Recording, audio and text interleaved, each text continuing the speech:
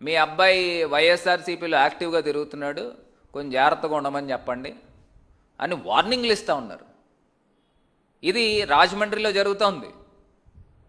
అంటే ఈ రకమైన పోలీస్ని ఏ రకంగా ఉపయోగిస్తూ ఉన్నారు వీళ్ళు? తెలుగుదేశం పార్టీ వ్యవహారాలకు ఉపయోగిస్తూ ఉన్నారు, వాళ్ళ పార్టీని ప్రొటెక్ట్ చేయడానికి ఉపయోగిస్తూ ఉన్నారు.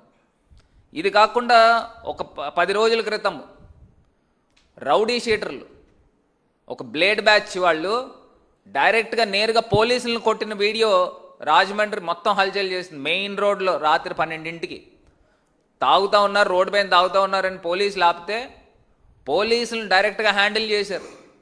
ఆ వీడియో అంతా కూడా సర్క్యులేట్ అయింది, అది కూడా మీకు పంపిస్తాను చూడండి. అంటే ఇంత దారుణంగా ఆంధ్రప్రదేశ్ రాష్ట్రంలో రౌడీయిజం పెట్టకపోతూ ఉంది. ఈ చేసేవాళ్ళంతా ఎవరు? తెలుగుదేశం కార్యకర్తలే.